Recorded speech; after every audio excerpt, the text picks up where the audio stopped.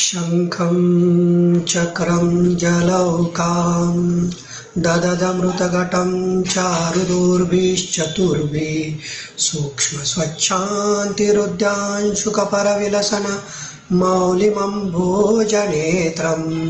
कालाम्बोदोज्ज्वलाङ्गं कटितटविलसच्चारुपीताम्बराढ्यं वन्दे धन्वन्तरिं तं निखिलगदवन प्रौढदावामिलीलम्।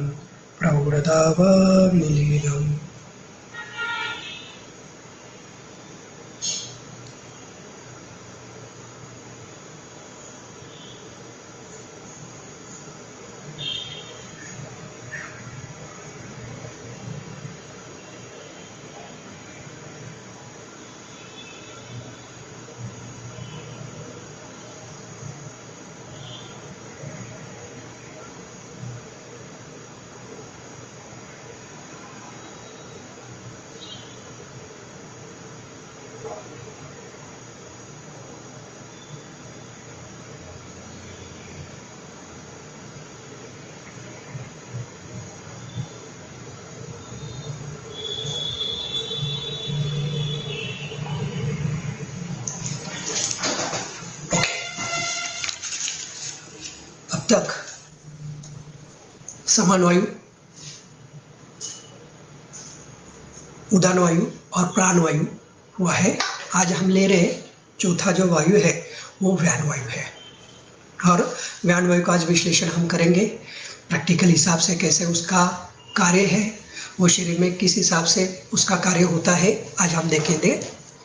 तो व्यान वायु की निरुक्ति है देहे व्याप्नोति इति व्यानः शीघ्रगति नूनाम्, या देहे व्याप्नोति सर्वं तु व्यानः शीघ्रगति नूनाम्। मतलब क्या है, इस सजीव शरीर में इस देह में जो शरीर में अत्यंत शीघ्र गति से पूरा शरीर व्याप्त कर लेता है, ये है व्यान। मतलब कुछ सेकंड में, कुछ फ्रैक्शन ऑफ मिनट में पूरे शरीर को व्याप्त करने वाला इस देह को शीघ्र गति से व्याप्त करना, ये है व्यान वायु। क्योंकि हमने देखा इससे पहले कि पांचभौतिक तत्व से प्राण कौन सा है, प्राण आकाशीय वायु है। व्यान कौन सा है, व्यान ये जो है वायु महाभूत प्राधान्य ने है। इसलिए इसका सबसे इंपॉर्टेंट गुण कौन सा है, इसका सबसे इंपॉर्टेंट गुण चल गुण है। तो चल गुण के हिसाब से ये आज हम व्यान वायु देखेंगे। पहले हम श्लोक देखेंगे, उसके बाद उसका डिस्क्रिप्शन देखेंगे। स्थान है इसका व्यानो रुधि स्थिता, और उसका संचार क्षेत्र है कृष्ण देहचरी महाजव। कार्य गति अपक्षेपण उत्क्षेपण निमेष उन्मेषणादिका प्रायः सर्व क्रियास्मिन् प्रतिबद्धा शरीरान। अभी एक एक करके हम जाएंगे कि इसका स्थान बता है। इसका स्थान है व्यानो रुधि स्थिता। अभी व्यानो रुधि स्थिता यहाँ बताया है, तो हृदय के हिसाब से ये इंपॉर्टेंट है। ये क्या है, ये अगर हम कार्य देखेंगे तो हम एक देखेंगे कि electrical activity of heart is under व्यान। जब कॉन्ट्रैक्शन होता है तो मतलब हृदय की इलेक्ट्रिकल एक्टिविटी ये जो है ये व्यान की प्रेरणा की है। या cardiac cycle is maintain by व्यान। जो कार्डियक साइकिल है पूरी, जो शरीर से लेकर पूरा जो साइकिल उसका होता है, ये जो मेंटेन करने वाला कौन है, ये व्यान वायु है, और ये हृदय में रहता है। व्यानो रुधि स्थिता। अब हृदय के हिसाब से एक श्लोक है, मैं आपको थोड़ा बता देता हूँ। क्या है हृदय, हृदय मतलब ह द य। ह मतलब क्या, ह मतलब हरति। हरति मतलब क्या है, टू रिसीव फ्रॉम, मतलब लेना। जो इम्पल्स हो या कोई ब्लड हो वो हृदय की तरफ लेना, मतलब हरति, ह हरति। द ददति मतलब क्या, देना, टू गिव ऑक्सीजनेटेड ब्लड, और कोई इम्पल्स है वो देना, मतलब ददति। यह मतलब यागति। यागति मतलब क्या, टू कंट्रोल। इस सब क्रिया के ऊपर, पूरे शरीर के ऊपर नियंत्रण करना, कंट्रोल करना। जो देना है वो देके, जो लेना है वापस लेना। इस सब क्रिया को जो कंट्रोल करता है वो है हृदय। अभी हृदय के बारे में हम सब देख रहे हैं कि क्या है, कैसे कार्य कर रहा है, किस हिसाब से इसका ये कार्य होता है। अब हृदय के हिसाब से हम ये देख रहे हैं तो हमें पहले हृदय जानना है कि क्या है हृदय। अगर हृदय हम समझ लेते हैं तो मुझे व्यान वायु समझा में बहुत इजी हो जाएगा इसके लिए। तो हृदय को हम देखते हैं, हृदय में क्या क्या है, हृदय का कौन सा कार्य है, उस हिसाब से कि ये जो व्यान का कार्य क्या है, व्यान का कार्य प्रस्पंद, चलन और गति, ये तीनों के हिसाब से ये इसका कार्य है। प्रस्पंद करना कार्य है, गति इसका कार्य है और चलन इसका कार्य है। तो इस हिसाब से ये क्रिया शरीर में कर रहा है और हृदय के हिसाब से। अब ये हृदय में व्यान वायु की जो प्रेरणा है, ये शिरा मार्फत सर्व शरीर में जो धातु के पोषक अंश है, जो पोषक अंश वो शरीर में भेज रहे हैं और शरीर में से जो मलांश है वो फिर से ले रहे हैं और फिर ये क्रिया चल रही है। इसको हमने समान वायु में देखा था। समान वायु में क्या था, भेल संहिता में बताया था कि चक्रवत क्रिया, चक्रवत मतलब क्या, हृदय, शरीर और हृदय, ये जो क्रिया है पूरी, ये जो क्रिया होती है, ये भेल संहिता में चक्राकार गति से उसको बताया। और चक्राकार गति से उसमें उन्होंने क्या कहा है कि संतत्य भोज्य धातु नाम परिवृत्तिस्तु चक्रवत, मतलब क्या है कि ये चक्राकार प्रवाह शरीर भर होता है और ये प्रवाह कितना होता है, हर एक मिनट में 72, अगर प्रॉपर नॉर्मल है तो 72 मिनट, समझ गए, 72 मिनट में ये 72 पर मिनट इसकी क्रिया है। मतलब ये हम बोलते हैं ना हृदय की क्रिया लब डब जैसे हो रहे, मतलब वन, मतलब एक जो क्रिया होती है वो पूरे शरीर को व्याप्त करता है शीघ्र गति से, फिर से आता है पूरे शरीर को व्याप्त करता है। 1 मिनट में 72 आवर्स पूरे शरीर के चक्कर ये लगाता है। और जो हृदय से रस रक्त का संवहन है, वो रस रक्त संवहन लेके पूरे शरीर तक वो कार्य कर रहा है और वहां से जो मलांश है वो पूरा के पूरा मलांश ये ले लेता है और उसकी क्रिया करता है। अब हम एक एक करके इसकी क्रिया देखेंगे। अब हृदय स्थान है व्यान वायु का, ये डिटेल देखेंगे तो व्यान वायु हमें समझने के लिए बहुत आसान हो जाएगा, क्योंकि व्यान समझने के लिए हृदय समझना बहुत जरूरी है। और यहाँ हृदय से व्यानो हृदय स्थित, ये जो बता है हृदय जो है, ओनली हृदय मतलब उर का हृदय यहाँ लेना नहीं है। यहाँ हृदय का मतलब है हृदय और मस्तिष्क। हमने अभी देखा हरति, ददति, यागति, मतलब ले रहा है, दे रहा है, उसके ऊपर कंट्रोल है, मतलब हार्ट के तरफ से रस रक्त संवहन कर रहा है, वहां से दूषित ले रहा है, फिर प्योर दे रहा है, ये हृदय का है। लेकिन ब्रेन में भी ये क्रिया चल रही है, मस्तिष्क में भी ये क्रिया हो रही है। ये क्रिया कैसी है, जैसे हम सेंसरी मोटर न्यूरॉन्स कह रहे हैं कि ये क्रिया वहां तक को सेंसेशन ले रहा है, वहां से सेंसेशन फिर से ब्रेन की तरफ आ रहा है। ये जो क्रिया होती है यहाँ हृदय, मतलब हृदय और सबसे इंपॉर्टेंट मस्तिष्क, ये दोनों चीजें लेना बहुत इंपॉर्टेंट है। ये जब दोनों चीजें लेते तो हमें व्यान समझ में आएगा। यहाँ हृदय का मतलब हृदय और मस्तिष्क। अब हृदय में क्या क्या वास करता है या हृदय में क्या क्या है। हृदय में पहले तो व्यान वायु है जिसकी क्रिया से ये सब गति चल रही है।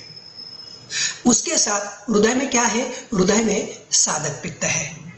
उसके बाद शरीर हृदय में अवलंबक पित्त है, हृदय में ओज है। उसके साथ हृदय में अभी क्या है, हृदय में है रस धातु, हृदय में रक्त धातु। हम इसको, इस सब की क्रिया पे नियंत्रण जो होता है वो व्यान वायु का रहता है। इस क्रिया को सहचर्य यज्ञ से कार्य करवाता है, ये कौन करता है, व्यान वायु करवाता है। तो ये समझ में आएगा कि व्यान वायु कैसे क्या, हृदय के हिसाब से व्यान वायु, ये व्यान वायु क्या कर रहा है, हमने बताया कि ये electrical activity of heart is under व्यान कॉन्ट्रैक्शन। जैसे हम कोई स्पेस में उसको एक करंट रहता है, वो जो क्रिया है वो व्यान के हिसाब से। अब ये व्यान कैसे कार्य करता है, समझिए कोई आपको बल्ब लगाना है या कोई ट्यूबलाइट लगानी है आपको। अगर ये बल्ब या ट्यूबलाइट लगानी है तो आप कहीं भी कुछ लगाते तो चलेगा, नहीं चलेगा। मतलब जब आप वो ट्यूब या बल्ब लगाते हैं, बल्ब लगाने के बाद जब स्विच ऑन करते हैं उसके बाद वो करंट जो है उस बल्ब तक जाता है, तब ये ट्यूब या बल्ब लगता है, मतलब वो बल्ब मतलब प्राण, और यहां से वहां तक वो सब क्रिया, उस वहां तक लेके जाने का जो काम है, ये किसका काम है? ये काम है व्यान वायु का। मतलब ये क्या कर रहे हैं? गति से वहां तक लेके जा रहे, मतलब सूक्ष्म अंश के पोषण तक वहां तक लेके जाने का कार्य कौन कर रहा है? ये व्यान वायु। और हार्ट की जो गति को नियंत्रण में करने वाला ये कौन है? ये भी व्यान वायु है जो कार्य कर रहा है। अब पहले ये व्यान वायु के एक एक करके लेते, उसके साथ हम जाते साधक पित्त। अब साधक पित्त तो क्या काम कर रहा है? अब साधक पित्त से हमें समझ में आता है ये हृदय का काम। अभी साधक पित्त से क्या क्या होता है? मेधाकर पित्त कहते हैं उसको, साधक पित्त कह रहे हैं। और सबसे important is suggest the activity of brain.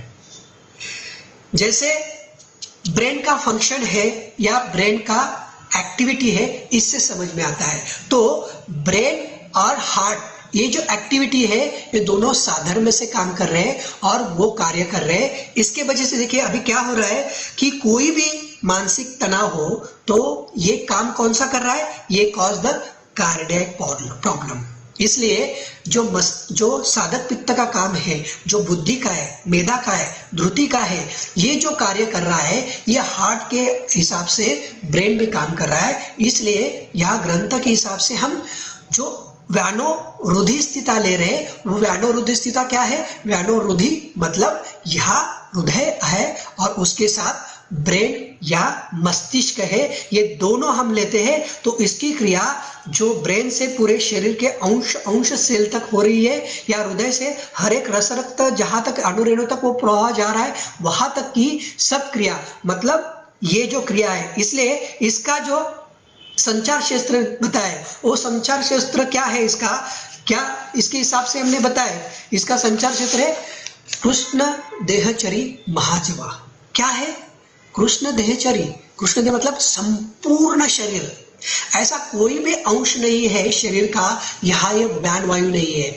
मतलब संपूर्ण शरीर मतलब रसवहन, रक्तवहन, स्नायु, कंडरा, मांस, अस्थि, संधि, सर्व अवयव, सूक्ष्म जो हमारे शरीर में जो है उस सब तक कृष्ण देहचरी।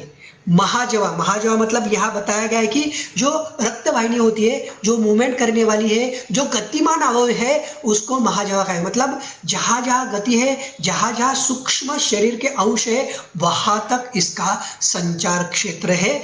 संचार क्षेत्र मतलब क्या है? संचार क्षेत्र मतलब क्या? कार्य क्षेत्र।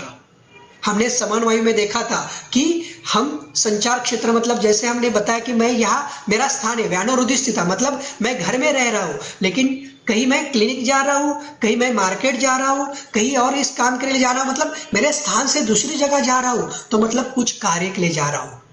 मतलब वो कार्य मतलब किसी भी वायु का, किसी भी पित्त का जो संचार क्षेत्र है, किसी भी वायु का जो संचार, वो उसका कार्य क्षेत्र है, वहां जाके वो कार्य करने वाला है, वो कार्य के हिसाब से। अब यहाँ जाते हैं साधक पित्त। अभी इसके हिसाब से हम अवस्थापाक देखेंगे तो हमें समझ में आएगा कि पहला अवस्थापाक क्या है। इस पहले अवस्थापाक में हमें मधुर विपाक, यहाँ क्या है?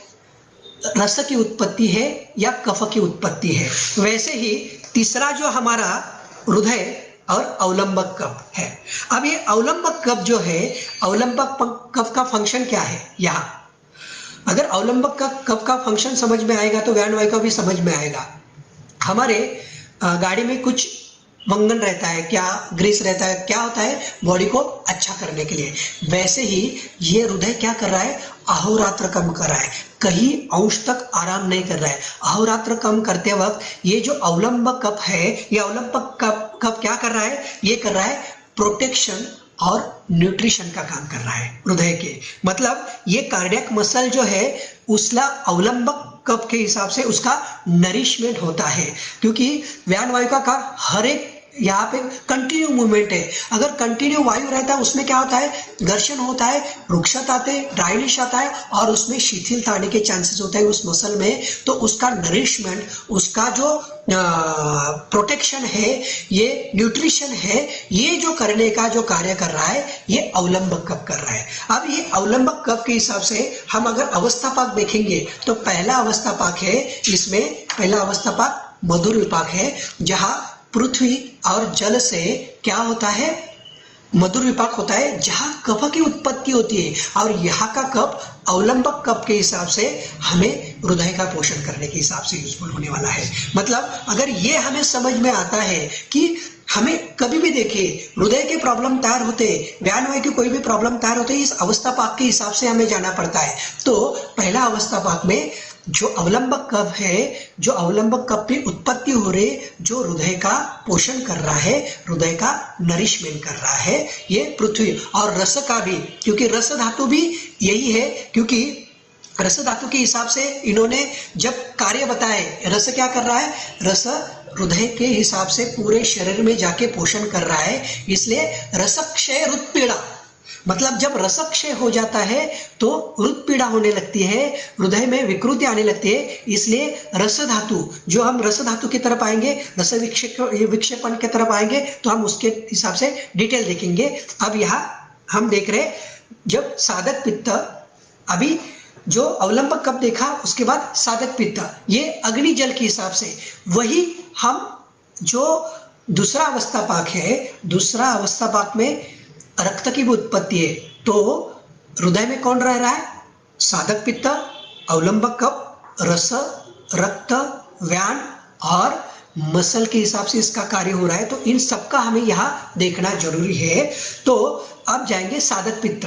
साधक पित्त की उत्पत्ति जो है, जहां शुरुआत होती है दूसरे अवस्थापाक में, जहां अम्ल विपाक हो रहा है, वही रक्त की उत्पत्ति है पृथ्वी, जल, अग्नि, महाभूत के हिसाब से। और यही बुद्धि की उत्पत्ति है।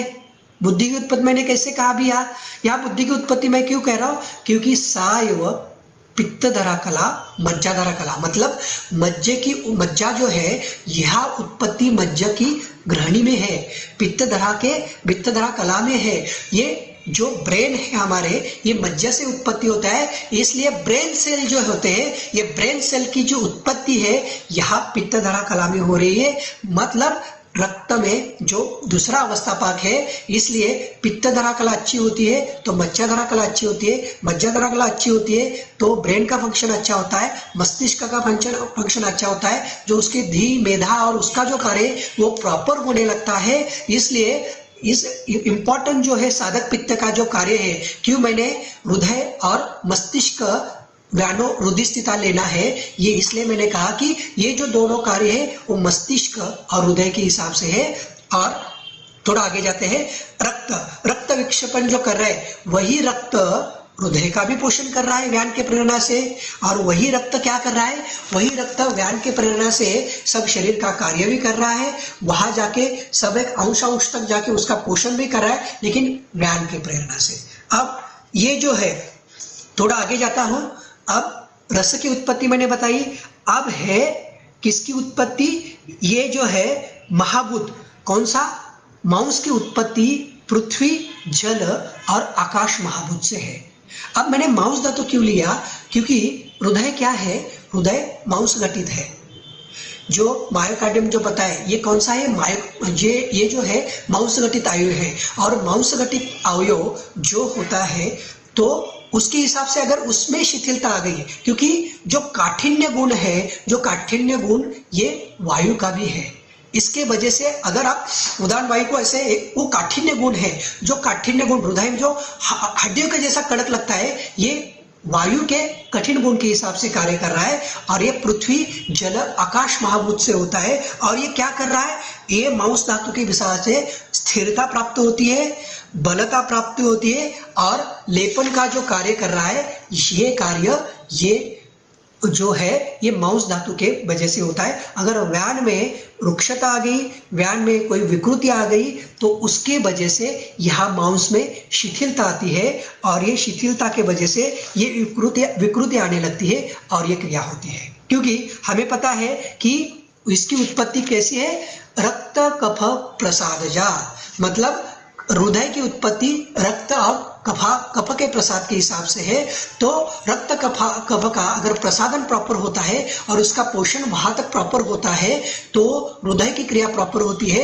हृदय की क्रिया प्रॉपर होती है तो व्यान की क्रिया प्रॉपर होती है, और व्यान की क्रिया प्रॉपर होती है तो हृदय कार्य करके पूरे शरीर के अंश तक पूरा पोषण लेके जा रहा है और ये क्रिया प्रॉपर हो रही है। अब एक एक करके हम इसको ले लेते हैं, मतलब समझ में आएगा। अभी ये जो व्यान वायु की क्रिया है, मतलब एक एक ले रहा है। व्यान वायु जो कर रहा है, हमें तो पता है कि उसका जो व्यानो रुधिस्थिता उत्क्षेपण अपक्षेपण अंकुंचन प्रसारण, ये तो क्रिया हमने देख ली। अंकुंचन प्रसारण ये भी व्यान वायु का क्रिया है। अगर अंकुचन और प्रसारण अगर व्यान वायु की क्रिया है तो हमें समझ लेना चाहिए कि अगर दिन में हम कंटिन्यू ये क्रिया कर रहे हैं, दिन में कंटिन्यू उन्मेष निवेश हो रहा है, मतलब अगर जब हम सोते हैं तो ये उन्मेष निवेश अंकुचन प्रसारण क्रिया बंद हो जाती है और हृदय को विश्रांति मिलती है।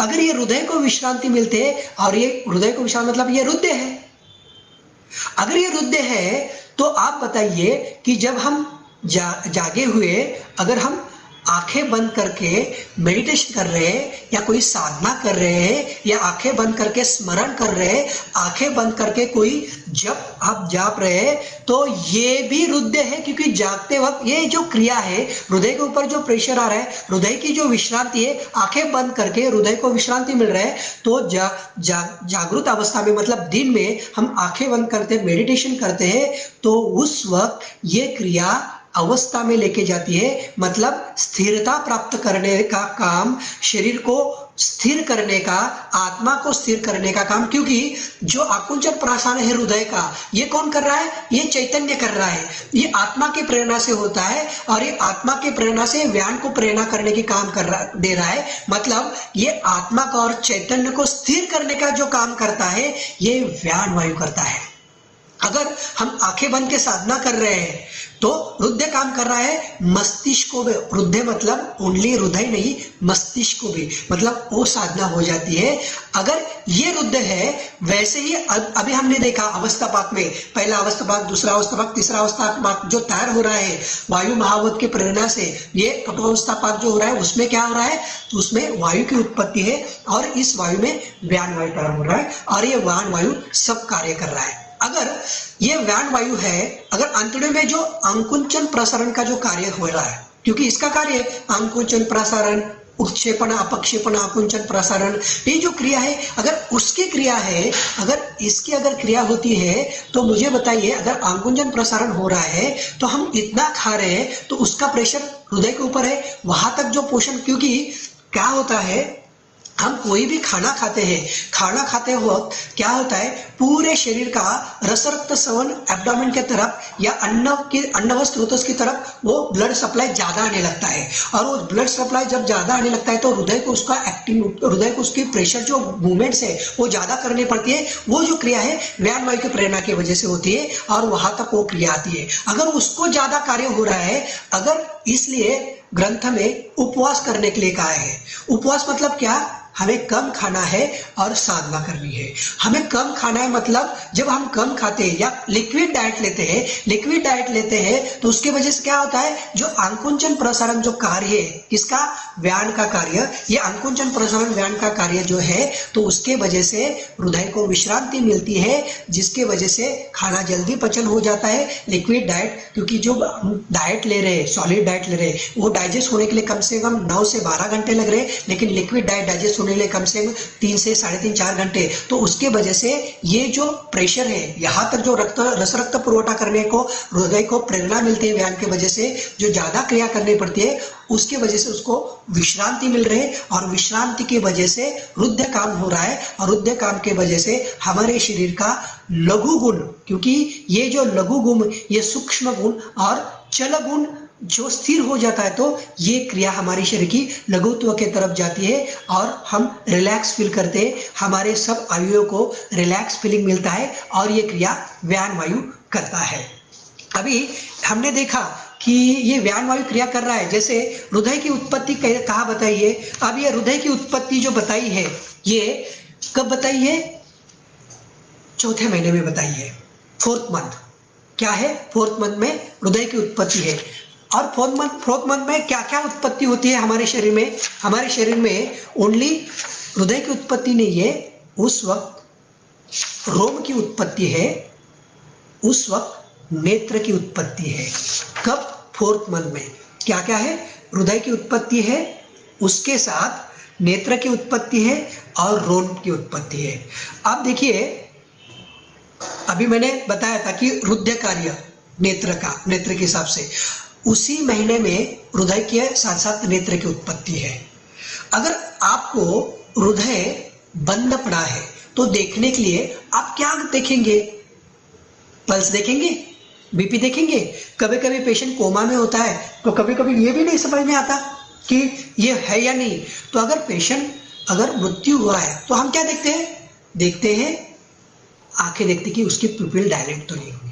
अगर ये है तो मृत्यु, मतलब जब हृदय बंद पड़ जाता है तो नेत्र से समझ में आता है, क्योंकि नेत्र बंद हो गया तो समझिए हृदय बंद पड़, क्योंकि इसका आश्रय संबंध है। उसी महीने में नेत्र की उत्पत्ति है, उसी महीने में हृदय की उत्पत्ति है। ये हमें क्यों देखना है? क्योंकि नेत्र के हिसाब से हम दिनचर्या में ये सब क्रिया करते हैं, ये व्यायाम के लिए। अगर व्यायाम वायु हमें अच्छा करना है तो ये हमारे लिए बहुत इंपॉर्टेंट है समझ लेना, क्योंकि व्यायाम वायु की क्रिया सर्व शरीर में हो रही है, लेकिन इसकी सब जो स्थान के हिसाब से इस सब के ऊपर क्रिया कर रहा है। अगर ये अच्छा है, व्यायाम प्राकृत अवस्था में ही रहेगा और प्राकृत अवस्था में ही क्रिया करेगा, तब शरीर में सब सुरलित और सब प्राकृत क्रिया होगी। अभी देखिए, हम जब दिनचर्या में बताते हैं, दिनचर्या में हम क्या करते हैं? दिनचर्या में बताए कि मल विसर्जन बताया है, मल विसर्जन के बाद अंजन क्रिया बताई है। अब अंजन क्रिया हम कहाँ लगाते हैं? आंखों में लगाते हैं। सुबह सब क्रिया होने के बाद अंजन क्रिया भी बताइए। अब इस अंजन क्रिया का महत्व क्या है व्यान वायु के लिए? इस अंजन क्रिया का हृदय के लिए क्या महत्व है? हम जब अंजन लगाते हैं तो अंजन कहाँ काम कर रहा है? देखिए, आंखें क्या है? आंखें मज्जा की है। अगर आंखें मज्जा की है तो मज्जा की उत्पत्ति कहाँ है? साय और पित्त धरा कला, मज्जा धरा कला, मतलब ग्रहणी में मज्जा की उत्पत्ति है। जब हम आंखों में काजल लगाते हैं तो यहाँ पित्त धरा मज्जा धरा कला अच्छी होती है, क्योंकि आंखें कहाँ की है? मज्जे की है। मज्जा धरा कला अच्छी होती है तो पित्त धरा कला अच्छी होती है। पित्त धरा कला कहाँ है? मुख से लेकर गुदा तक पित्त धरा कला है। इसलिए हम अगर अर्श व्याधि है, अर्श व्याधि के लिए हम अंजन देते हैं। अगर हम जो अपामार्ग क्षार जो लोनी है, बटर है, उसमें अगर हम अंजन करते हैं, जो गुद में हेमोराइड्स है, जो पाइल्स है, वो भी कम हो जाते ओनली अंजन से।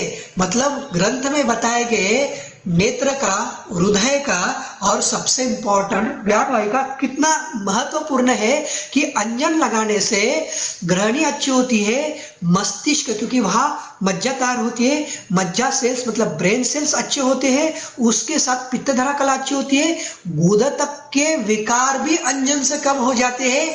इसलिए अंजन नित्य करना जरूरी है, क्योंकि आजकल बताते हैं कि अंजन मत करो इन्फेक्शन होता है। नहीं, अंजन हर रोज करना है, रेगुलर करना है, जिससे हृदय की, मस्तिष्क की और हमारे जो शरीर के जो अग्नि है, अग्नि की क्रिया प्रॉपर हो जाती है, हृदय की क्रिया और अग्नि अच्छा होता है। जो अवस्थापाक है, पहला अवस्थापाक, दूसरा अवस्थापाक, तीसरा अवस्थापाक, ये प्रॉपर तैयार हो जाता है। अग्नि काम करने की वजह से ये जो वायु की उत्पत्ति है वो प्रॉपर हो जाती है, और वायु की उत्पत्ति प्रॉपर होने की वजह से ये सब क्रिया करने में दिक्कतें जो आने लगती है वो इसमें आती नहीं है। अभी ये जो क्रिया हम इसके हिसाब से देख रहे हैं, क्योंकि इंपॉर्टेंट है, ये हमने कभी देखा नहीं होता। अगर मलमूत्र विसर्जन भी प्रॉपर नहीं हुआ तो उसके वजह से ये विकृति होने लगती है। क्योंकि देखिए, हमें क्या कहा है कि नींद ब्राह्म मुहूर्ते उत्तिष्ठे, हम ब्राह्म मुहूर्त को अभी सो रहे हैं।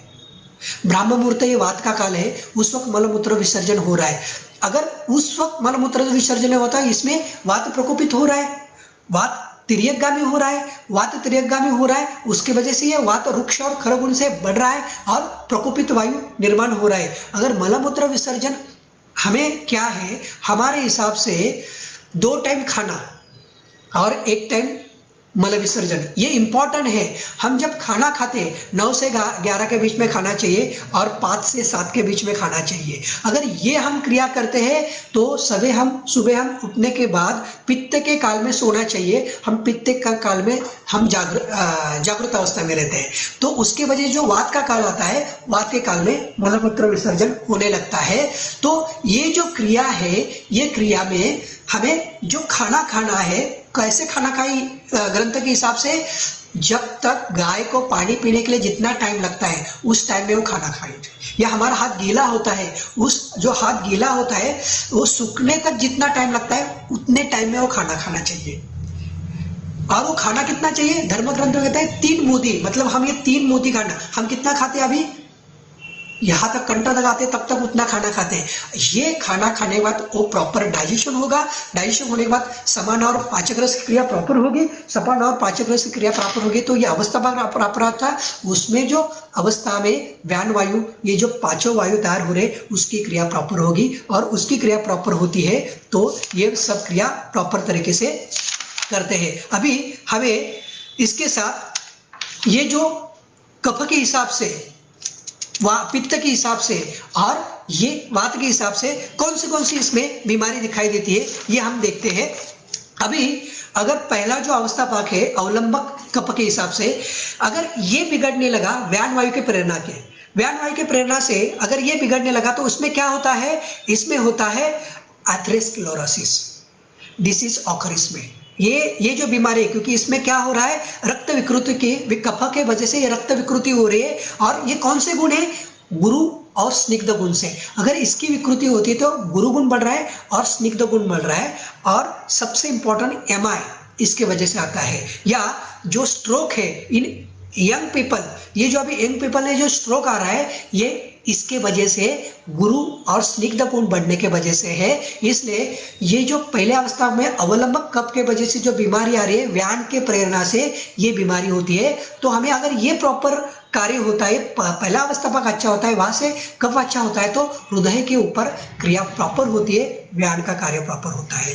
उसके साथ अगर पित्त दृष्टि होती है, अभी साधक पित्त और पित्त दृष्टि की वजह से क्या होता है, इसमें कौन सा गुण होता है, उष्ण, तीक्ष्ण और विस्त्र गुण के वजह से ये क्रिया होती है। इसमें क्या होता है, परमेबिलिटी जो है, जो सिरा की, वो इंक्रीज हो जाती है। उसके वजह से क्या क्या होता है, एंडोकार्डाइटिस, पेरिकार्डाइटिस, पेरिकार्डियल इफ्यूजन, और जो ऑल इन्फ्लेमेटरी डिसीज जो हार्ट के हिसाब से, ब्रेन के हिसाब से जो सब कार्य होते हैं, जो विकृति होती है, ये पित्त दृष्टि की वजह से व्यान के प्रेरणा से होती है। अगर हमें ये क्रिया, अगर व्यान वायु अच्छी कर रहे हैं तो ये भी क्रिया प्रॉपर हो रही है, कफ की भी क्रिया प्रॉपर हो रही है, पित्त की भी क्रिया प्रॉपर होती है, और ये विकृति में हम ट्रीटमेंट प्रॉपर कर सकते हैं। ये जो क्लिनिकल है, ट्रीटमेंट का पार्ट हम बाद में ले लेते हैं, लेकिन ये समझना बहुत इंपॉर्टेंट है, क्योंकि व्यानो हृदय स्थिता, अगर ये वायु व्यान वायु है, तो ये व्यान वायु की प्रेरणा से हृदय में अगर ये वायु है तो उसमें क्या क्या बीमारी हो सकती है। ये देखिए, मैं आपको एलोपैथी की या मॉडर्न मेडिसिन की बीमारी नहीं बता रहा हूँ, क्योंकि अगर मैं आयुर्वेदिक की कुछ व्याधि बताऊं तो हमें वो समझ नहीं आएगी। लेकिन अगर हमने ये आपने बार बार सुना है तो समझने के लिए दिक्कत होती है। ये कोरिलेशन नहीं है, ये समझने के लिए मैं थोड़ा इजी बता रहा हूँ, क्योंकि ये जो वात के व्यान वायु की प्रेरणा से हृदय में कौन सी बीमारी हो सकती है, मेनली रिदम ऑफ हार्ट, जो रिदम है हार्ट का, ये रिदम बिगड़ने वाला है, उसके वजह से कार्डियक एरिथमिया जो होता है इसमें डेवलप हो जाता है। एरिथमिया इस व्यान वायु की प्रेरणा के वजह से, उसके साथ इंपल्स कंडक्शन डिसऑर्डर, मतलब जो बंडल ब्रांच ब्लॉक है, मतलब right bundle branch, left bundle branch block, ये जो इंपल्स के हिसाब से होता है, ये व्यान वायु की दृष्टि के हिसाब से होता है। कैल्सिफिकेशन ऑफ आर्टरी, ये व्यान वायु की प्रेरणा की वजह से होते हैं। कंजेस्टिव हार्ट डिसीज, जैसे अभी हमने बोला है रुद्रव है, रुद्रव्यास है, ये वातज रुद्रोग में आए, ये किसके वजह से, ये वात की प्रेरणा से, व्यान वायु की दृष्टि से ये सब क्रिया हो रही है, और ये सब क्रिया व्यान वायु हमसे करवा के ले रहा है। ये समझने के लिए हमें इंपॉर्टेंट है कि ये क्रिया अगर हम प्रॉपर करते हैं, हमें डायग्नोसिस करने के लिए भी बहुत सिंपल सा हो जाएगा कि अगर ये क्रिया इसमें होती है तो हमें सिंपल ट्रीटमेंट अगर प्रॉपर करते हैं, क्योंकि अभी एक एक करके हम बाद में मैं ट्रीटमेंट भी बताऊंगा, क्योंकि अभी व्यायाम की क्रिया अरिथमिया हो रहा है, अगर अरिथमिया है तो अरिथमिया के हिसाब से हम देखेंगे कि चलो कंट्रोल है, जो अंकुंचन प्रसारण जो क्रिया है व्यायाम की, जो अंकुंचन प्रसारण हो रहा है व्यायाम की क्रिया से, उसके वजह से हमें जो पल्स दिख रही है वो भी व्यायाम की प्रेरणा से, जो पल्स रेट है वो भी व्यायाम की प्रेरणा से है, हार्ट बीट्स है वो व्यायाम की प्रेरणा से है। तो इसमें अगर ट्रैकीकार्डिया आ रहा है या ब्रैडीकार्डिया आ रहा है, ये सब भी किससे होता है, ये सब जो क्रिया होती है ये व्यायाम की प्रेरणा से ही होती है। अगर ट्रैकीकार्डिया मतलब गति बढ़ रही है, तो गति बढ़ रही है तो इसके लिए व्यायाम के हिसाब से और हृदय के हिसाब से हम कौन सी ट्रीटमेंट देते हैं। तो अगर ट्रैकीकार्डिया है तो हमें ट्रीटमेंट करने के लिए सबसे इंपॉर्टेंट एक दवाई मैं आपको बता के रखता हूँ, नागपाषाण, जहर मोहरा पिष्टी, सर्पगंधा मूलत्वक और महासुदर्शन या हृदयार्णव रस उस हिसाब से व्यायाम और हार्ट के ऊपर कार्य करती है। अगर वही ब्रैडीकार्डिया हो, इसकी गति 40 तक आ रही है क्योंकि व्यायाम की क्रिया और विकृति की वजह से हो रहा है, तो उसमें सबसे इंपॉर्टेंट ड्रग ऑफ चॉइस होता है मकरध्वज, उसके साथ बृहद कस्तूरी भैरव रस होता है। और ये क्रिया, ये जो है बृहद कस्तूरी भैरव रस, ये व्यायाम के हिसाब से कार्य करता है, उसके साथ प्रवाल पंचामृत, ये ड्रग ऑफ चॉइस है क्योंकि ये मैं 22 ईयर्स से प्रैक्टिस कर रहा हूँ। अगर इसमें जो अगर कोई भी चेंजेस, ये बहुत सारी ट्रीटमेंट हमने किए हैं, बहुत सारे लोगों को किए, लेकिन अगर हम थाउजेंड्स ऑफ पेशेंट को ये दवाई देती है तो सबकी अगर कोई भी प्रॉब्लम हो, क्योंकि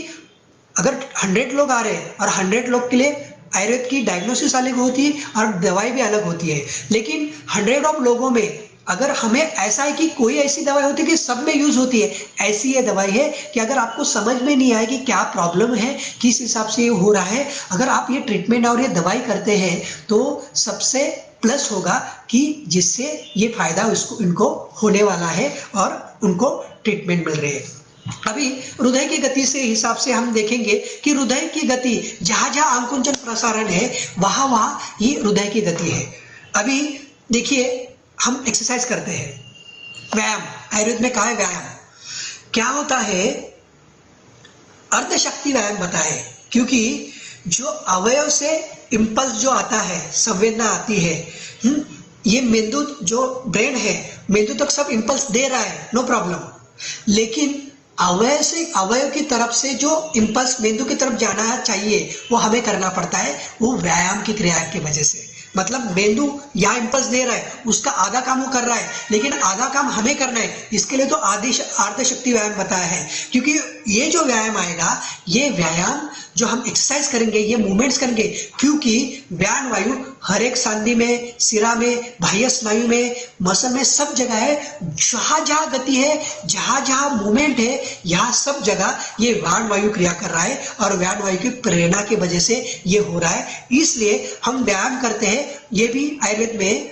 कोष्ठगत व्यायाम बताया है, शाखागत व्यायाम नहीं। हम जो अभी करते हैं ना, जो जिम में जाके जो व्यायाम कर रहे हैं, जिम, अब देखिए हम जब कभी एक्सरसाइज करते हैं तो उसमें क्या हो रहा है, हृदय की गति बढ़ती है। क्यों हृदय की गति बढ़ रही है, क्योंकि हम कोई भी मूवमेंट्स कर रहे हैं, अगर मूवमेंट्स कर रहे हैं मतलब क्या हो रहा है, वहां पचन हो रहा है, वहां पचन हो रहा है मतलब वहां झीज हो रही है, वहां झीज हो रही है मतलब वहां पोषण चाहिए, और वहां पोषण चाहिए मतलब वहां प्राणवायु का जो पोषण चाहिए वो हृदय को करना है, और हृदय को, इसके वजह से हृदय की गति बढ़ती है व्यायाम के प्रेरणा से, और वही रस रक्त वहां तक पहुंचने के लिए वो हृदय की गति फास्ट हो जाती है, उसके वजह से हार्ट बीट बढ़ने लगते हैं, उसके वजह से व्यायाम की गति बढ़ती है। इसलिए हम जब एक्सरसाइज करते हैं तो व्यायाम की गति फास्ट होती है, हृदय गति फास्ट होती है वहां तक पहुंचाने के लिए, क्योंकि वहां का, आप देखिए कितनी फास्ट सांस भी लेते हैं, क्योंकि वहां तक पोषण चाहिए, क्योंकि कहीं तो श्रेयमान अवस्था आ रही है। लेकिन वो भी कोष्ठगत व्यायाम बताया है। शाखागत व्यायाम क्या है, शाखागत व्यायाम से क्या होता है पता है, हम जब जिम में जाते हैं तो आपका जो शरीर है सुंदर हो जाएगा, सुडल हो जाएगा। उससे क्या होता है, जो दूसरे लोग हैं उनको आपको देख के उनका हृदय एकदम आह्लाद हो जाएगा, प्रसन्न हो जाएगा, लेकिन आपका हृदय मार खाएगा, क्योंकि क्या हुआ है, अर्धशक्ति व्यायाम का है। हम क्या कर रहे हैं, कितनी शक्ति में हम कितनी केजी उठा रहे हैं, जिम में जा रहे हैं 200 केजी उठा रहे हैं, हमारा वेट कितना होता है 70 kg, 80 kg, 60 kg, हम उठा कितना रहे, वन पे मतलब 100 kg, 200 kg, 250 kg, मतलब ये क्या हुआ, साहस हुआ। अगर ये साहस होता है तो ये क्या हो रहा है, हृदय को मारक है, ये त्रिमर्म को मारक है। हम इससे हमारा शरीर सुडौल हो जाएगा, मसल दिखने लगेंगे, लेकिन हृदय मार खाता है, व्यान वायु की विकृति होती है, जिससे ये क्रिया होती है। वाग्भट आचार्य ने तो बताया, जो पर्वत चढ़ते हैं ये तो त्रिदोष कर व्यायाम है, मतलब तीनों दोष को तात्काल विकृत करता है।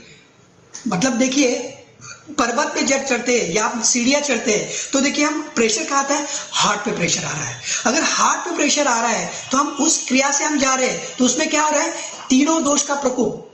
मैंने बता रहा हूँ, वाग्भट आचार्य जी बता रहे हैं, और ये जो क्रिया, ये जो बताया, इसलिए जो एक्सरसाइज व्यायाम करनी है वो प्लेन सरफेस पे करना चाहिए। अभी किसी ट्रेडमिल होती है वो इस लेवल पे होती है। कभी भी ये जो क्रिया होती है ये मत कीजिए, ये हृदय को, व्यान वायु को दुष्टि करने के हिसाब से होता है, उसको प्लेन चाहिए। अगर किसी जो कर रहे हैं उनको समझ लीजिए कि तिरछा मत रखिए, जो है, जो हम हृदय के हिसाब से, हृदय की विकृति हिसाब से, हृदय को पर्वत पे जैसे चढ़ते उस हिसाब से कोई भी एक्सरसाइज करेंगे, तात्काल त्रिदोष प्रकोप करती है, हृदय को हानि पहुंचाती है। हृदय को हानि पहुंचे तो वहां जहां मन है, आत्मा है, उस क्रिया को विकृत कर देती है। ये विकृत क्रिया है तो समझ लेना बहुत जरूरी है।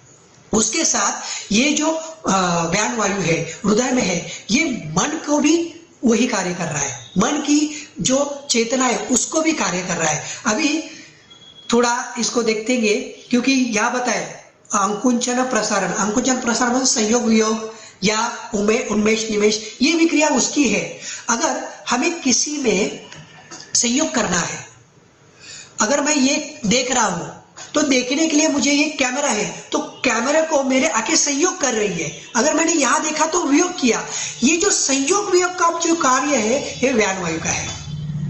मगर कोई भी मैं टीवी देख रहा हूं, टीवी देखने में अगर मुझे कोई आकृति प्रॉपर नहीं दिख रही है तो वियोग है। अगर वो आकृति मुझे प्रॉपर दिख रही है, वहां लिखा है अगर प्रॉपर दिख रहा है, तो यही जो क्रिया संयोग का कार्य है, ये किसका कार्य है, ये व्यान वायु का कार्य है। ये व्यान वायु कार्य करवाता है और व्यान वायु की प्रेरणा की वजह से होता है। इसलिए जो भी कोई संयोग है, संयोग होने के बाद अंदर लेने का, अनुलोम गति का जो कार्य है ये प्राणवायु का है, लेकिन संयोग का। इसलिए किसी को चश्मा होता है, किसी को दूर का नहीं दिखता, किसी को नजदीक का नहीं दिखता। ये जो क्रिया होती है, अंदर जो एंगल जो आता है, ये विकृति किसकी है, ये व्यान वायु की विकृति है। ये उसकी क्रिया विकृत होने के वजह से ये काम कर रहा है।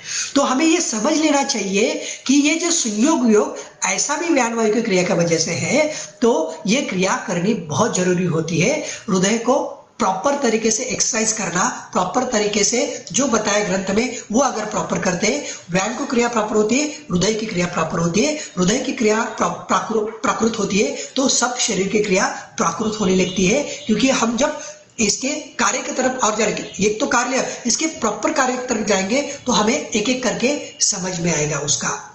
अभी एक एक करके उसके ऊपर जाएंगे। एक श्लोक में देखता हूं, श्लोक लिखा है यहाँ, व्यान के हिसाब से समझ में आया। थोड़ा एक और सिंपल करके बाद में उसके हिसाब से बता देता हूं, क्योंकि इसका जो है चलन वलन हो रहा है, चलन वचन बढ़ के पोषण कर रहा है, हृदय से जो रस विक्षेपण कर रहा है वो भी क्रिया वो कर रहा है। तो उसका श्लोक बताए रस विक्षेपण के हिसाब से। जो श्लोक है प्राणवायु का, कौन सा श्लोक है, गति उत्क्षेपण अपक्षेपण निमेष उन्मेषण आदि की प्रायः सर्वा क्रिया तस्मिन् प्रतिबद्धा शरीराणि कृष्ण देहचरो व्यानो रस संवहन यथा स्वेदाश्रु श्रावणश्चापि पंचदा चेष्टेत्यपि। अभी यहाँ क्या क्या बताया है, रस श्रवण, अश्रुक श्रवण और स्वेद श्रवण। इसका एक एक करके हम ले लेते हैं और समझ में आएगा इसका। अभी हम ले लेते हैं रस विक्षेपण। अभी रस विक्षेपण ये जो बताए इन्होंने क्या कहा है, व्यानेन रस धातुर ही विक्षेपच कर्मणः विक्षेपोचित कर्मणः युगपत सर्वता अजस्त्रम देहे विक्षिप्यते सदा।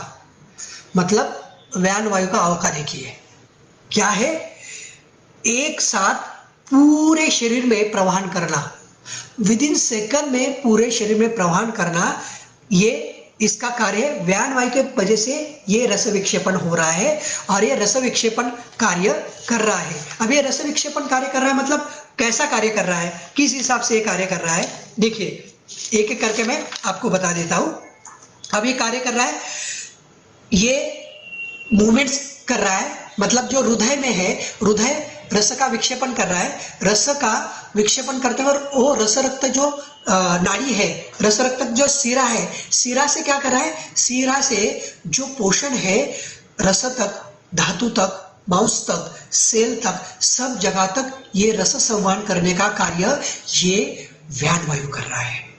विक्षेपण का कार्य ये वाला पहले हमने बताया कि चक्रवत मतलब ये चक्रवत इसकी क्रिया हो रही है, मतलब हृदय से सब धातु को पोषण रस सेवन से, सब दोष का पोषण, सब मल का पोषण ये जो कर रहा है ये रस स्त्रावन के वजह से ये क्रिया व्यान वायु कर रहा है। और ये कैसा कर रहा है, ये दोष धातु मल का जो है उसका पोषक जो है ये व्यान वायु कर रहा है। ये हृदयाशित मन का भी ये पोषण कर रहा है, ये व्यान वायु के वजह से होता है, क्योंकि इसके साथ रस रक्त जो है, जो ओज है, शुक्र है, चेतना धातु है, इसका भी शरीर व्यापी जो धातु है, इसके वहां तक जो उसका पोषण लेके जा रहा है ये व्यान वायु के प्रेरणा से वहां तक जा रहा है और इसका पोषण हो रहा है। ये रस विक्षेपण के क्रिया के हिसाब से हो रहा है। अब जाते हैं अश्रुक श्रवण, मतलब क्या है, रस विक्षेपण में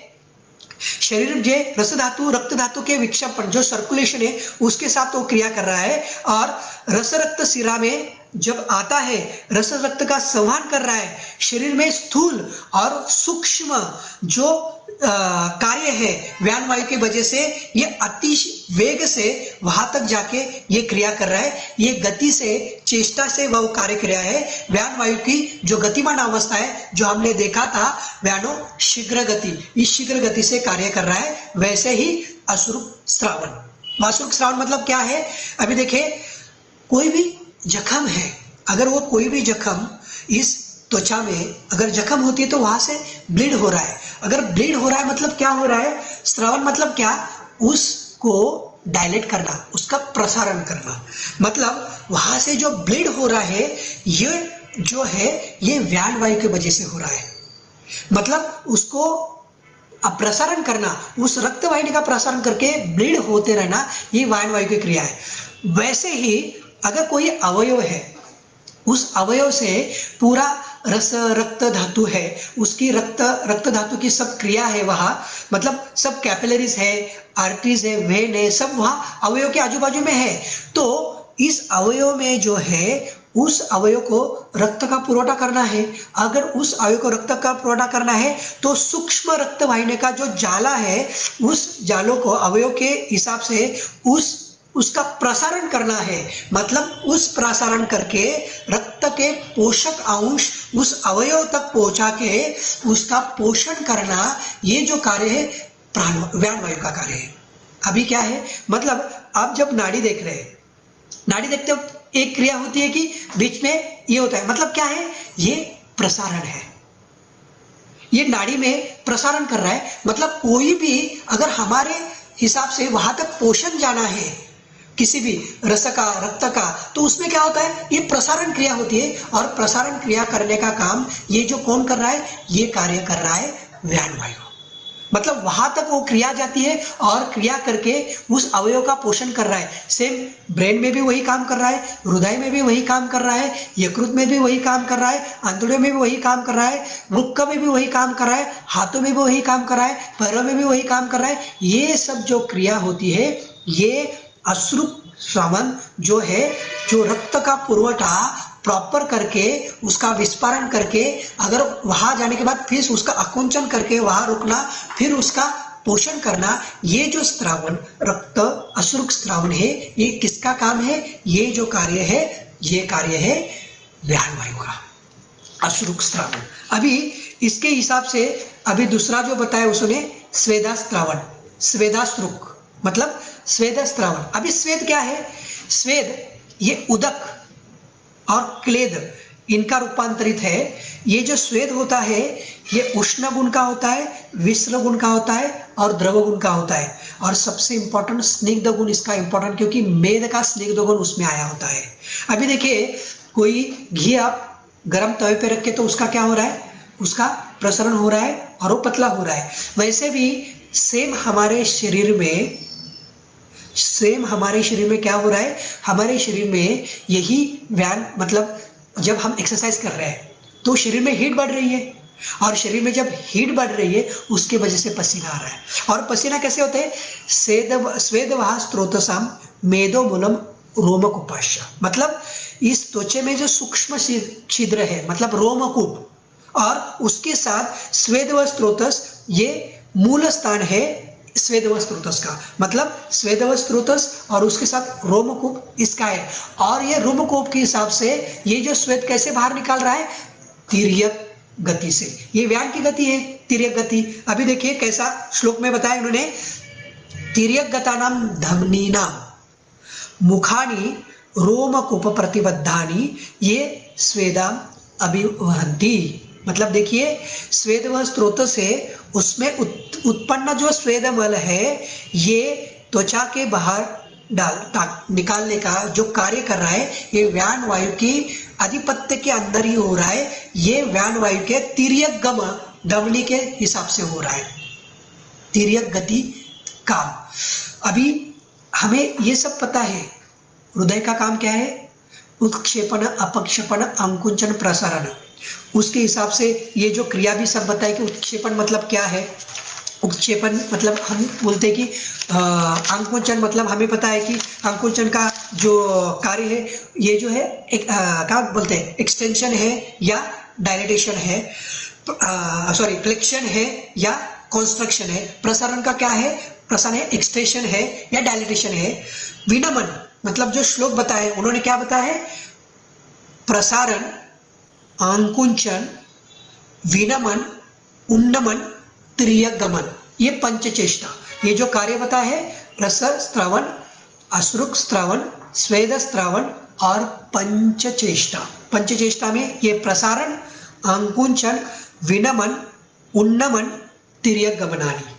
अब इसमें प्रसारण मतलब एक्सटेंशन, अंकुंचन मतलब फ्लेक्शन, विनमन मतलब क्या है? विनमन मतलब डाउनवर्ड मूवमेंट्स, उन्नमन मतलब क्या है?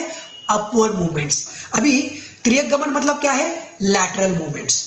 मतलब ये जो है अभी इसमें हमें पता है कि ये जो अंकुंचन प्रसारण ये तो क्रिया हम देख रहे हैं कि अंकुंचन प्रसारण का काम ये हृदय का कार्य है। आंतड़ियों का जो पेरिस्टाल्टिक मूवमेंट है अंकुंचन प्रसारण का है।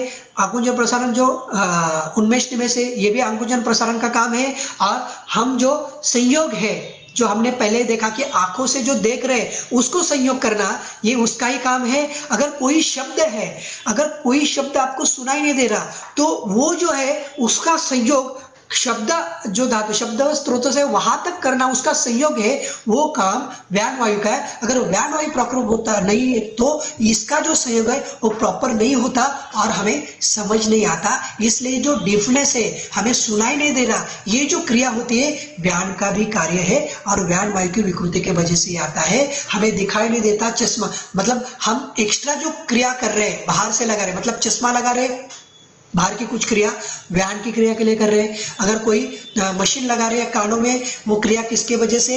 ये व्यान के प्रेरणा की वजह से। तो ये व्यान समझने के लिए पूरे अवस्थापक हमें समझना चाहिए। व्यान समझने के लिए हमें स्रोत समझने चाहिए। व्यान समझने के लिए हमें हृदय समझना चाहिए। व्यान समझने हमें जो मस्तिष्क है ये भी समझना चाहिए। जब हम ये समझेंगे तभी ये क्रिया समझ में आएगी। क्योंकि देखिए ग्रंथ में कभी भी कोई भी क्रिया बताइए, अगर ओनली हृदय नहीं बताया, चरक आचार्य ने तो त्रिमर्म अध्याय बताए और त्रिमर्म अध्याय में क्या है? मस्तिष्क, हृदय और बस्ती। मस्तिष्क, हृदय, बस्ती, उसमें से अगर हृदय की विकृति हो जाती है तो मस्तिष्क के ऊपर प्रॉब्लम आता है और रुक का भी ऊपर प्रॉब्लम। इसलिए हार्ट का प्रॉब्लम आया तो किडनी फॉल हो जाती है।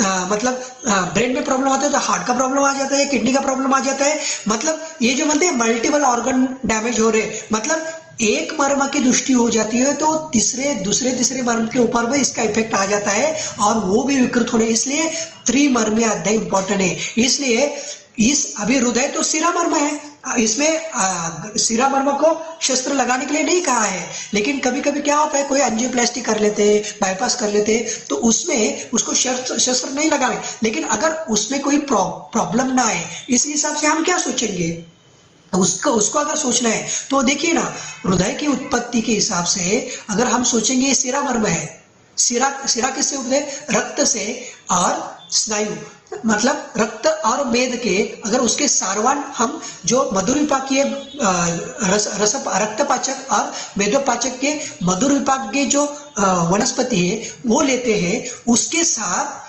मस्तिष्क मतलब ब्रेन के तरफ जाने वाली दवाई और वृक्क की तरफ जाने वाली दवाई ये देते हैं, तो हृदय से ये दो जो वर्म है उसको हार्म नहीं होगा और हृदय जल्दी ठीक हो जाता है। इसलिए किसी को बाईपास करनी है, किसी को एंजियोप्लास्टी करनी है, तो उसके हिसाब से वृक्क मतलब बस्ती और जो मस्तिष्क है उनकी जो दवाई है उसके साथ हम देते हैं, तो पेशेंट जल्दी रिकवर होता है, उसके लिए ज्यादा दिन नहीं जाते, उसकी जो थकावट है कुछ दिनों में वापस नॉर्मल आने लगती है, क्योंकि उस तीनों मर्म के ऊपर इसका इफेक्ट आया होता है।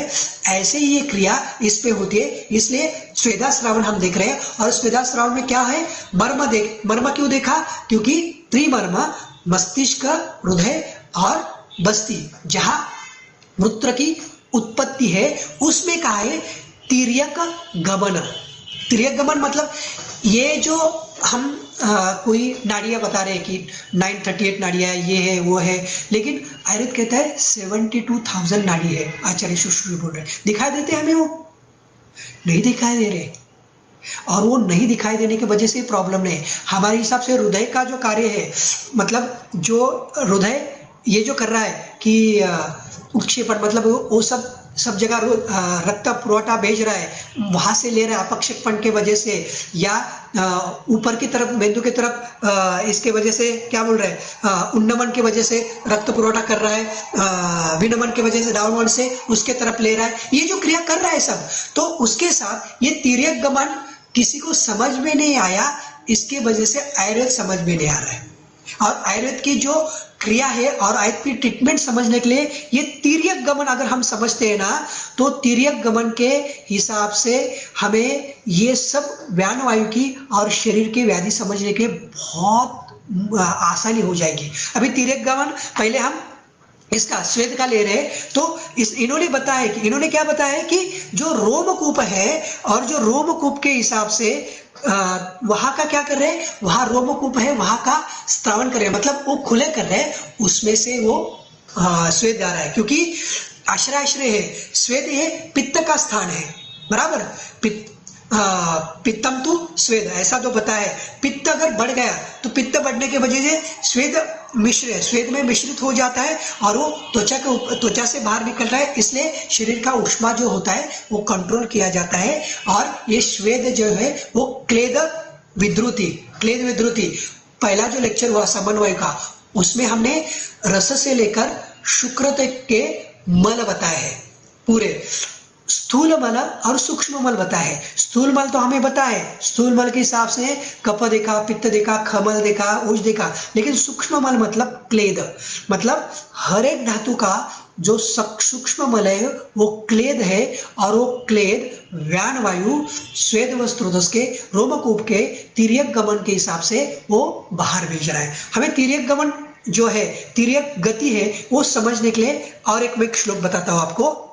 अभी मूत्र की उत्पत्ति हुई है, मूत्र की उत्पत्ति हिसाब से वो क्या कर रहा है, हमें जो दिखाई दे रहा है वो मूत्र की उत्पत्ति हिसाब से क्या हो रहा है, पक्वाशय में मूत्र आ रहा है, और पक्वाशय में, लेकिन वो प्रॉपर मूत्र नहीं है, बस वो मूत्र है, और उसके ऊपर क्रिया मूत्र व स्रोतस में हो जाती है, रुक्क में हो जाती है, फिर वो बस्ती में आता है, मतलब रुक्क से फिर गवनी और उसके हिसाब से बाहर निकल रहा है, ये ही दिखाई दे रहा है। लेकिन अभी उसका श्लोक क्या है, दूसरा एक, पक्वाशे गतस्तत्र नाड़यो मूत्रवास्तु यः तर्पयन्ति सदा मूत्रम सरिता सागर यथा, मतलब हम मूत्र जो है ये जो है तर्पयन्ति सदा मूत्रम।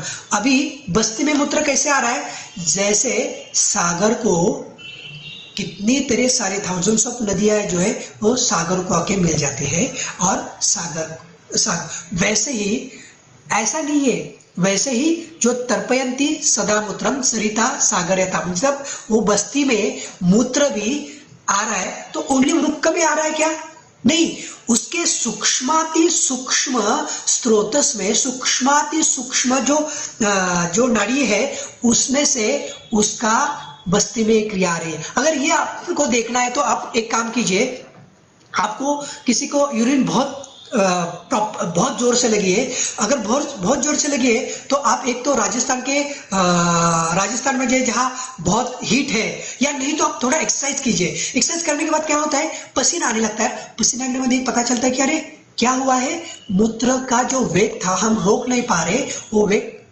उसका जो मूत्र है वो कम हो गया। मतलब देखिए, ये देखिए मूत्र फिर गवीनी से वृक्क में आएगा क्या, वृक्क से फिर पक्वाशय में आएगा क्या, नहीं। क्या हो रहा है, वो सूक्ष्माति सूक्ष्म नलिका से भी बस्ती में आ रहा है, वृक्क से ही आ रहा है, ऐसा नहीं है। आपको अगर देखना है तो जो गवीनी होते हैं उसका अगर बंद कर देते हैं तो बाद में देखेंगे कि बस्ती में भी मूत्र आके रुका हुआ है। मतलब ये जो सूक्ष्माति सूक्ष्म, ये कैसी है, ये तिर्यक गमन वाली स्थिति है। और ये तिर्यक गमन वाली जो स्थिति है, तो तिर्यक गमन की स्थिति की वजह से ये क्रिया हो रही है। और ये सबसे इंपॉर्टेंट कार्य व्यान वायु का है जो हमें समझना है। तिर्यक गमन मतलब क्या है, जैसे मटका है, मटके में क्या है, पानी है, मटके में पानी है, पानी के हिसाब से क्या हो रहा है, अभी उसमें पानी डाल रहे हैं, लेकिन क्या हो रहा है, कुछ कालों उसके बाद क्या हो रहा है, ये पानी उस जो पोर्स है उसमें से बाहर निकल रहा है। ये क्या है, ये तिर्यक गमन है। अभी एक और एग्जांपल दे दो तो आप करके देखिए क्लिनिक में। ये कौन सा है, देखिए किसी को बहुत लूज मोशन हो रहे हैं तो एक बताया ग्रंथ में कि अगर लूज मोशन है तो मतलब रसक्षय हो गया। रसक्षय होने की वजह से क्या कीजिए, गाय का दूध लीजिए, तो अगर पूरे बदन को अगर आप गाय का दूध लगाते हैं तो कुछ मिनट में रसक्षय भर लेता है। ये क्रिया करके देखिए, अगर रसक्षय हुआ है प्रॉपर और रसक्षय की वजह से रुध की प्रॉब्लम आ रही है तो गाय का दूध अगर पूरे बदन को लगाते हैं तो रसक्षय तो भर जाता है। उसके बाद थोड़ी देर के बाद ओमिट कीजिए तो आमाशय से क्या हो रहा है, वो दूध बाहर निकल रहा है। अभी देखिए दूध कहाँ लगाया, ये करके देखिए, ये प्रैक्टिकल है, ये प्रैक्टिकली प्रूव्ड है। आप त्वचा पे लगाया, हमने दूध त्वचा पे लगाया तो आमाशय की तरफ कहाँ नाड़ी है, वहां जाने के लिए दिखाई दी कि डायरेक्ट त्वचा से लेकर आमाशय तक नाड़ी है, वहां जाके फिर वो रुक रहा है, नहीं, यही तिर्यक गमन, ये तिर्यक गमन की क्रिया से काम कर रहा है। हम जो लेप लगा रहे हैं वो लेप का अंदर जो कार्य कर रहा है वो तिर्यक गमन के कार्य है। हम कोई तेल लगा रहे हैं, वो तेल लगाने के बाद वो पोषण करने का वो तिर्यक क्रिया के वजह से काम कर रहा है। ये व्यान वायु और प्राण वायु के प्रेरणा से होता है और यही क्रिया है जो तिर्यक गमन हो रहा है। इसलिए देखिए, हमें कोई भी क्रिया इसमें आती है, मतलब ये जो मूत्र भी बाहर निकल रहा है ये तिर्यक गमन दिखाई दे। अभी कितने हैं, 20 लाख बताए हैं स्वेदरंध्र है, कितने, 20 लाख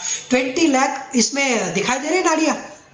ग्रंथ में तो 72,000 बताए। तो ये जो है, ये जो पोर्स में जो बाहर निकल रहे हैं, ये जो है व्यान वायु का तिर्यक गमन, मतलब ये इस अवयव से या इस अवस्था से उस अवस्था में जो जा रहे, जैसे मटके से उसको पोर से बाहर, वैसे वो क्रिया है, वो तिर्यक गमन की क्रिया है। और ये तिर्यक गमन की क्रिया से वो व्यान वायु कार्य कर रहा है और सबसे इंपॉर्टेंट इसका कार्य है। अभी तिर्यक गमन, अभी ग्रंथ में हार्ट अटैक बताया क्या, हमारे ग्रंथ में हार्ट अटैक बताया क्या, हाँ बताया, लेकिन ये रुद्रोग में बताया क्या, रुद्रोग में नहीं बताया, क्योंकि हम ये ग्रंथ वैसे पढ़ते हैं कि हम ग्रंथ उस हिसाब से देखते ही नहीं है, इसकी वजह से प्रॉब्लम है। अगर ये ग्रंथ में आपने देखे कि रुद्रोग में क्या दिखाया, रुद्र बताया है, और उसके साथ हृदय के जो परिवर्तन और पीड़ा ये सब बताया है, ये वातज रुधि इसमें सब बताया, लेकिन रुधि अतुल्य वेदना या रोगी अतुल्य वेदना, ये कहाँ बताया है? रक्त पित्त में बताया है। मतलब हमारे आयुर्वेद में हार्ट अटैक रक्त पित्त में बताया है, रोगी या रोगी अतुल्य वेदना। ये क्या हुआ है? ये तिर्यक रक्त पित्त है।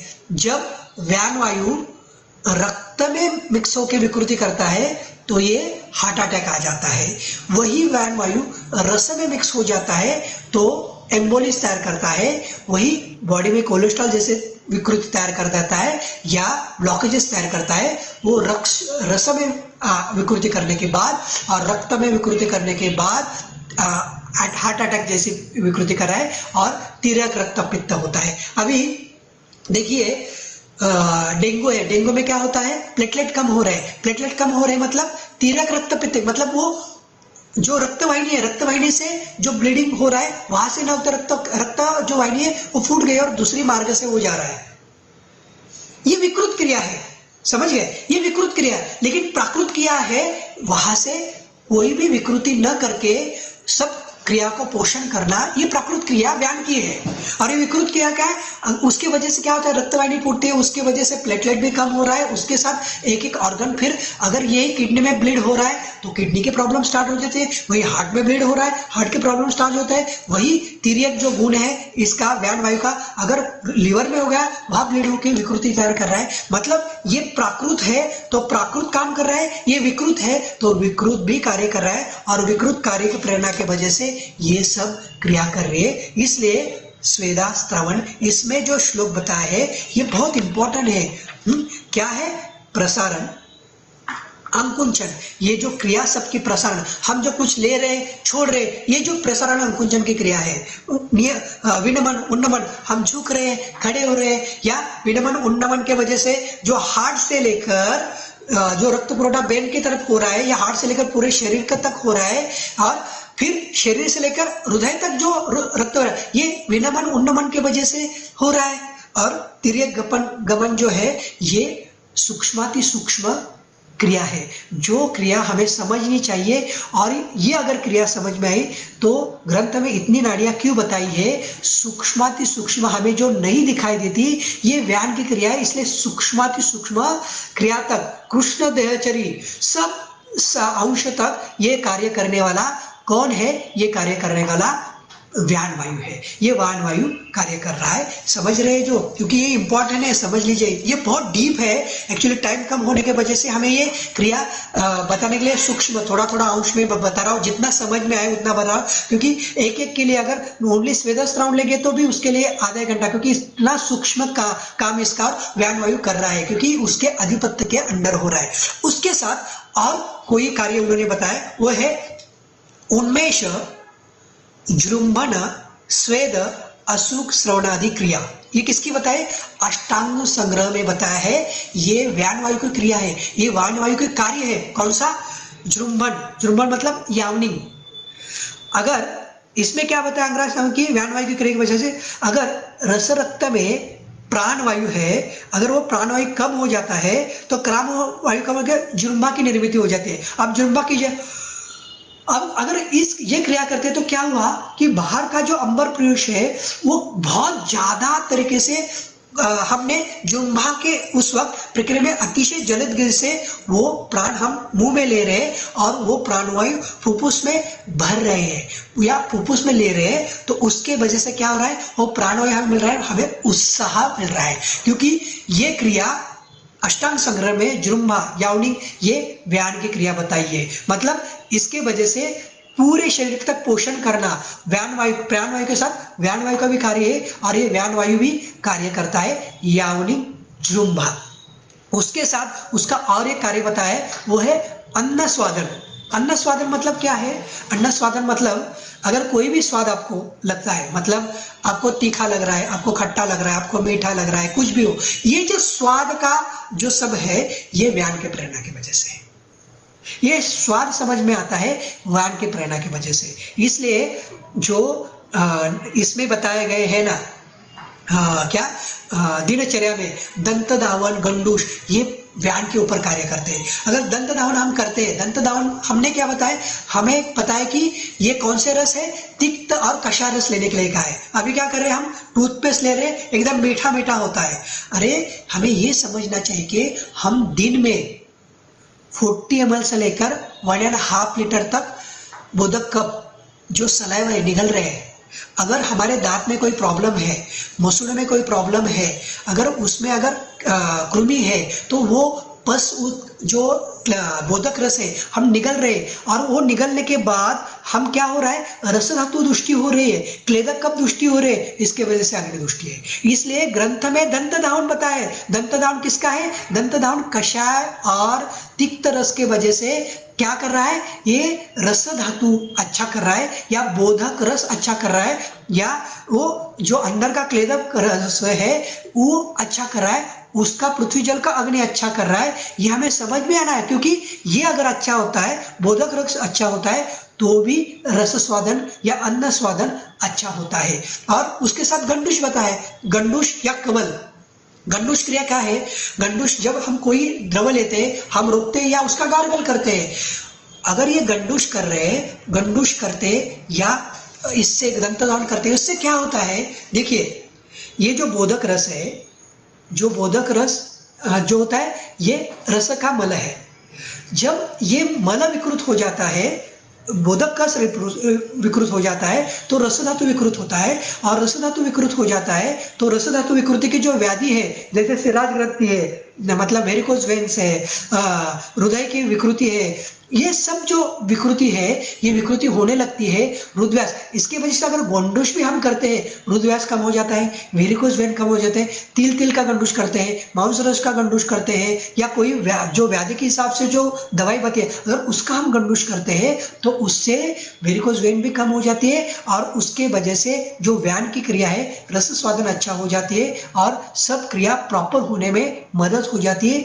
ये इंपॉर्टेंट कार्य, ये दिनचर्या में बताया, एक चीज इतनी इंपॉर्टेंट है ना, जो हमारे सब क्रिया को अच्छा करने के लिए है। उसके साथ और एक बताया है, उसका व्यानवाय का स्त्रोतो विशोधन।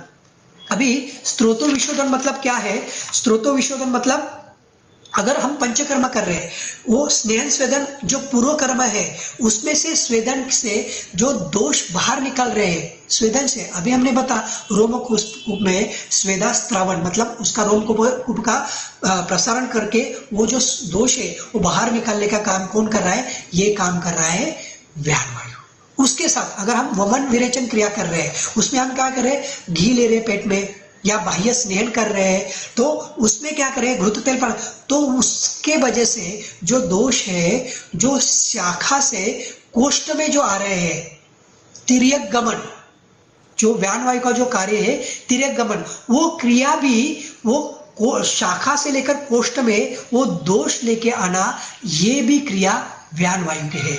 अगर ये व्यानवायु की प्रॉपर क्रिया होती है, तो ये दोष का, स्त्रोतों का विशोधन या स्त्रोतस की क्रिया प्रॉपर होना, प्रॉपर क्रिया करना, ये भी काम इसका ही है। तो एक समझ लीजिए कि ये व्यानवायु कितना इंपॉर्टेंट है।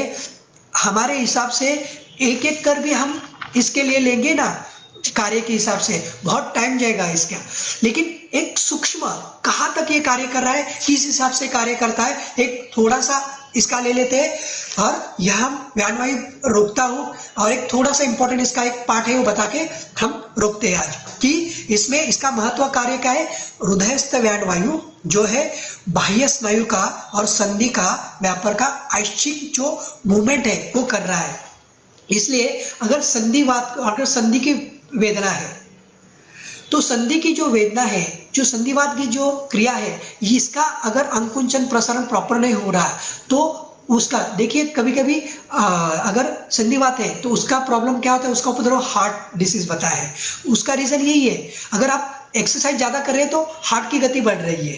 तो ये जो संधि के जो मूवमेंट्स है, स्नायु के जो मूवमेंट्स है, ये किसके वजह से है, ये व्यानवायु के प्रेरणा के वजह से है। लेकिन डिफरेंशिएट करना बहुत जरूरी है। अगर कभी कभी ऐसा होता है, जो मद्य सेवन करने वाले लोग होते हैं, उसमें भी ये संधि वेदना होती है, लेकिन उसमें भी जैसे आम जैसे वृश्चिक दंश जैसी वेदना होती है। हम क्या करते हैं, संधिवात की आम ट्रीटमेंट करते हैं, लेकिन आचार्य सुश्रुत ने मध्य सेवन के वजह से जो संधि वेदना आई है उसके लिए जो बताए ओनली खरजुरादि मन दिया तो वेदना कम हो जाती है। तो उससे क्या हो रहा है, हृदय का प्रेरण हो रहा है, व्यान का प्रेरण हो रहा है और शरीर में प्रेरण होने के वजह से ये शूल कम हो रहा है। या फानित बताया जिससे रुक्षता के वजह से जो पेन हो रहा है वो पेन कम हो जाता है। मतलब ये छोटी छोटी चीजें लेकिन इंपॉर्टेंट है।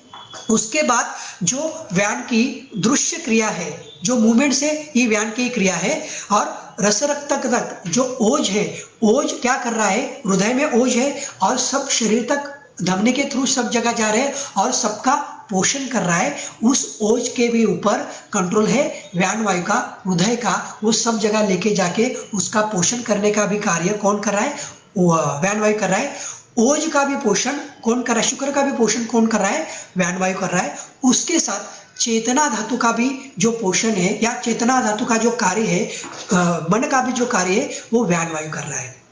हमने कहा है मन अन्नमय बताया छांदोग्य स्मृति में। अगर हम जो खाना खाते हैं उस हिसाब से मन होता है।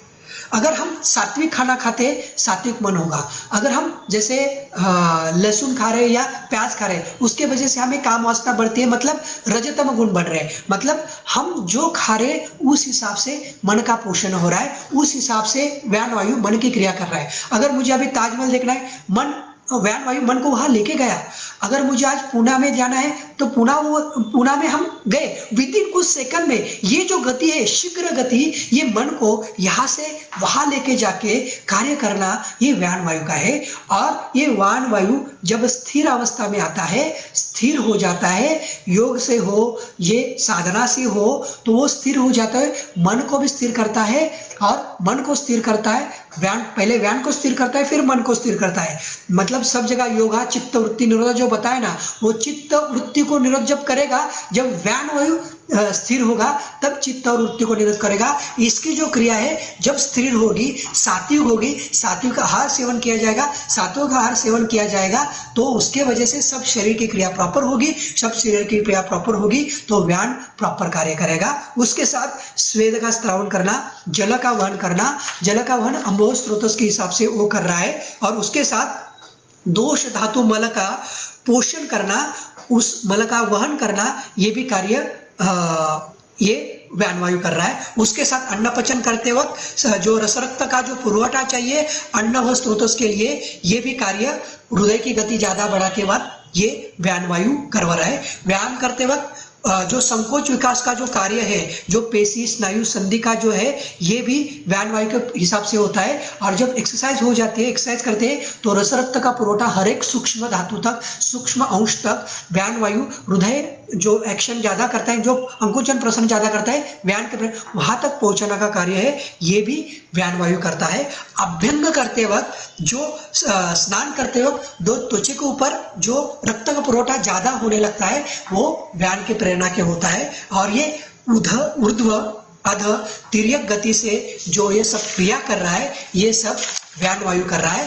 और इसका जो कार्य है, ये जो कार्य है रसरक्त विक्षेपण, अंकुचन, प्रसारण, उन्नमन, विनमन, तिर्यक गमन, स्टार तिर्यक गमन, स्वेदा स्त्रावन, अश्रुक श्रावण, जृंबा, अन्न स्वादन, स्त्रोतो विशोधन, ये जो क्रिया है, ये जो कार्य है, ये व्यान वायु के प्रेरणा के वजह से होते हैं। अगर व्यान वायु अच्छा है तो सब क्रिया अच्छी है। इसलिए देहे व्याप्नोति इति व्यानः शीघ्र गति नूनाम व्यानो हृदय स्थिता। इसलिए हमें हृदय, उरक निधर और मस्तिष्क हृदय, इस हिसाब से हमने हृदय का डिटेल लिया, उसके व्याधि के हिसाब से भी लिया। तो ये समझना बहुत इंपॉर्टेंट है। गति उत्क्षेपण, अपक्षेपण, निमेश, उन्मेषण आदि के प्रायः सर्वा क्रियास्मिन् प्रतिबद्धा शरीराणि।